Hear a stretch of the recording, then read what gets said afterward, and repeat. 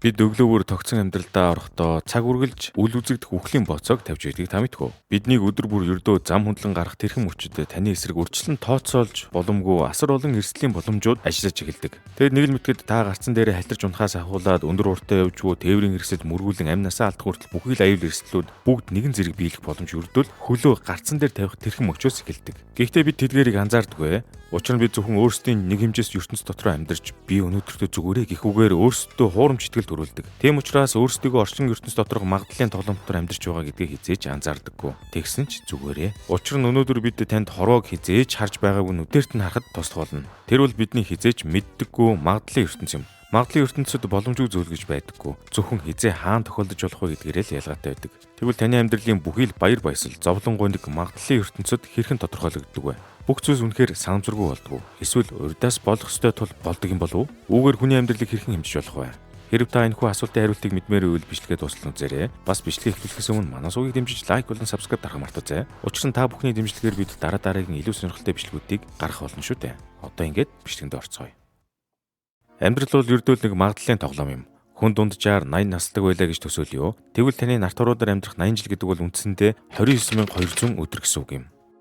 Мэдээж энэ бол амьдралт бол таны 29200 өдөр тэр чигээр ад жаргалтай баяр баясгал дүүрэн өнгөрөхгүй. 2010 онд өндөр орлого нь хүний амьдралын чанарыг дээшлүүлдэгч сэтгэл санааны байдлыг дээшлүүлдэггүй гэх нэгэн сонирхолтой судалгаан дээр оролцогчид амьдралынхаа бүтэн нэг өдрийн 10-аас 20% нь л ад жаргалтай байж жинхэнэ баяр баясгалыг мэдэрдэг хэмээн дурдж байж. Тэгэхээр эндээс хэдүүлээ бяцхан тоо бодоод үзье. Хэрв та бүхэл амьдралынхаа ердөө 15% нь ад жаргалтай байдаг гэж үзвэл энэ та 80 наслахтаа ердөө 12 жилийн турш ад жаргалтай байсан гэсэн үг юм. Гэхдээ энийг зөвхөн тухайн өдрийн турш баяр баясгалтай байсан гэж үзэхгүйгээр тэр өдөртөө төрсэн жижигхэн ч гэсэн баяр баясгалтай ормуудыг ч гэсэн тооцсон авч үзье.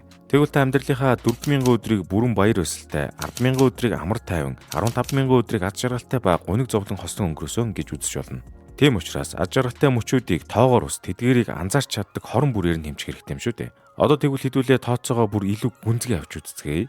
Та 80 жил буюу нийтдээ 29200 өдөр амьдрна гэвэл нэг өдөр нь маш гайхалтай, ад жаргалтай, баяр баясгалаар дүүрэн өнгөрөх нийт магадлал нь хэд вэ? Хүний амьдрал гайхамшигтай хэмээн тодорхойлж болох супер өдрүүд жилийн туршид 10-аас 15 удаа тохиолддог хэмээн эрг сэтгэл хөдлөлийн чиглэлээр судалгаа хийдэг сэтгэл зүйч нар болох Мартин Селигман, Соня Любомирский нар тодорхойлж гаргасан байдаг. Тэгвэл энэ та жилийн 350 өдрийн 3-аас 5% буюу таны тухай өдөр бүр гайхамшигтай гэмээр өрмөц баяр баясгалантай байх магадлал нь тэг 100-3-аас тэг 105 хэмээн үзэж болно. Энэхүү магадлал бол та хоёр хүүхэдтэй бол хоёулаа охин байх, мөн сар бүрийн нэг өдөр маш хүчтэй газар хөдлөлт болох зэрэг зүйлс тохиолдож болохтой ижил магадлал юм. Өөрөөр хэлбэл таны амьдрал тохиож болох гайхамшигтай гэмээр өдрийн магадлал нь Улаанбаатар хотод зуны нэг сайхан өдөр бор орох магадлалаас бага гэж ойлгож байна. Гэхдээ боломжгүй гэсэн үг биш л дээ. Ад жаргал гэдэг бол хүний сэтгэл санаандаа мэдэрдэг химийн уралт бол түүнийг тоогоор хэмжинэ гэдэг утгагүй юм. Учир нь хэрв та өөрийн амьдралыг харах өнцөг байгаа байдлаа үнэлэх дүнэлтэд жаахан өөрчлөхөд л та ад жаргалыг мэдэрч чадна. Хэдийгээр бид ад жаргалыг тоо магадлалаар хэмжих нь бүрэн дүүрэн хэмжиж чадахгүй ч гэсэн өөр зүйлийг бол баттай хэмжиж чаддаг. Тэр бол танд өдөр бүр тохиолдож болох аюул ослуудын магадлал юм. Магадлалын ертөнцид хүний зовлон зүдгүр хэрхэн хэмжигддэг вэ? YouTube задлан ном хязгаарлагдмал тоогоор дахин хэвлэгдлээ. Яг одоо та Popculture цэгийн сайтаас захиалаад үнэгүй хөрвүүлээд аваарай. Дахин хэвлэгдэхгүй тул цөөн тоогоор гарсан байгаа.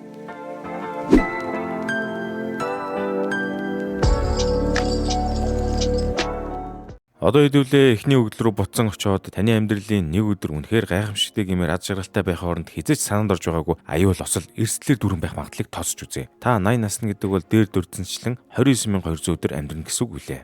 Тэгвэл тэр 29200 өдрийн алинд нь та осолд орж өвчин тусаж ямар нэгэн үгээр хэлэмгүй гайхамшигтай учирч болох вэ? Статистикийн үүднээс таны нэг өдөрт ямар нэгэн эрсдэлт үйл явдал тохиолдох магадлал нь 27% байдаг буюу тэг 100-ны 27 юм. Энэ та 4 хоног тутмын нэгд нь ямар нэг хэмжээгээр аюул осол өртөх боломжтой гэсэн үг лээ.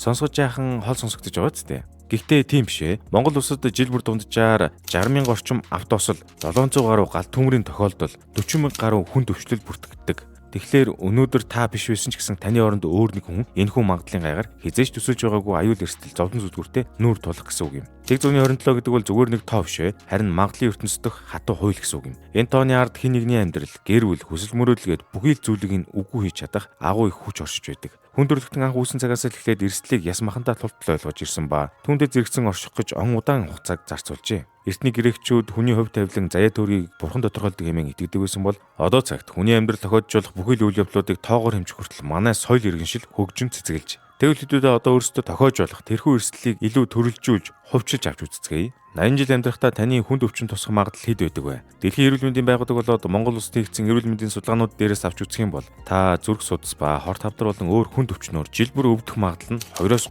байдаг. Харин халдвар төвчний хувьд авч үзвэл энгийн ханиа томондоос эхлээд ковид гэх мэт өвчнийг тусах магадлал нь нийт хүн амын өвчлөлийн дундаж ба улирлын дунджаар нь тооцвол жил бүр 20-30% байдаг. Та зүгээр зам дээр юм уу гудамж шалбаад явж байхдаа ямарваа нэгэн зам тээврийн осод өртөх магадлалыг Цагдаагийн ерөнхий газраас 2023 онд гаргасан судалгаан дээрээс авч үзвэл жил бүр 1.5-аас 1% байдаг ба таны ажлаасаа халагдах магадлал нь 5%-аас 10% байдаг гэдгийг мэдхүү.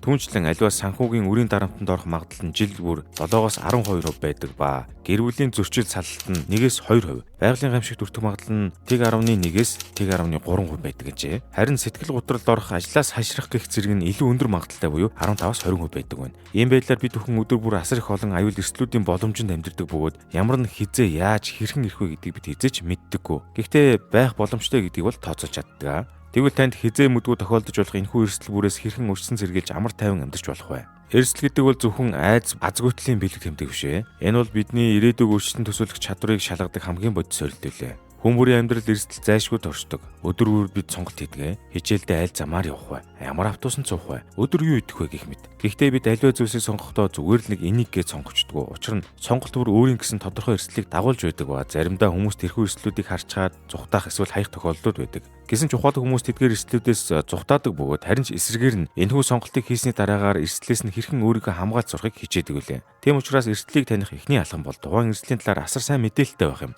Бидэнд учирч болох аюул бүрийн ард нэгэн тодорхой шалтгаан магадлал үр дагавар оршдог. Тиймээс аливаа шийдвэр гаргахын өмнө юу болох магадлалтай вэ? Тэр нь надад хэр хэмжээний нөлөө үзүүлэх вэ гэж өөрөөсөө асууж сурах хэрэгтэй. Эцэст нь амьдрал гэдэг бол ердөө л нэг магадлалын тоо шүү дээ. Бид өдөр бүр замд гарч ажилдаа явахдаа үл мэдэх эрсдлийг тулдаг. Эрсдэл бүрийн ард магадлал үр дагавар байдаг. Тиймээс түүнийг ойлгож өөрчлөн бэлтгэх нь хамгийн чухал алхам юм.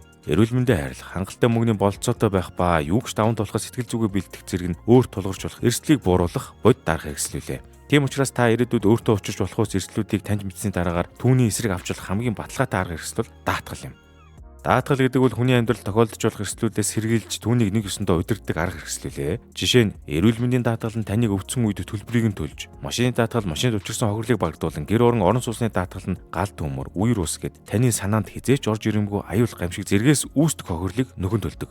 Харин амь нас болоод бусад санхүүгийн эрсдлийн даатгалууд нь гэр бүлийн гинтийн эрсдлээс үүдэх санхүүгийн дарамтыг багасгаж ирээдүйд итгэлтэй алах боломжийг олгодог. Бид өдөр бүр учирч болох эрсдлийг бүрэн хянж чаддгүй ч даатгалын системээр эрсдлийг өөрчлөлт таамаглаж түүний нөлөөг багасган үр дүнд нь хүн айдас автах биш бэлтгэлтэйгээр амьдралаа төлөвлөх чадвартай болох боломжтой болдог. Эцэст нь хэлэхэд амьдрал эрсдлийг бүр мөсөн арилгаж болохгүй. Гэхдээ түүнийг таньж ойлгож урьдчилан бэлтгэлтэй байх нь айдас биш боломж болдог. Даатгал гэдэг бол таны өдөр тутмын амьдралыг хамгаалах, эрсдлийг тоон утгаар нэмжих төлөвлөсөн шийдвэр гаргах эрхэм хэрэгсэл юм аа. Ингэснээр та магадлалын ертөнцид төрөлцсөн хүн бус ухаалаг бэлтгэлтэй эрсдлийг удирдах чаддаг тоглогч болж чадна. Ингээд бичлэг таалагдсан бол та бүхэн лайк болон subscribe дараарай. Чухал бүхнээ хамгаалъя. Миг даатгал.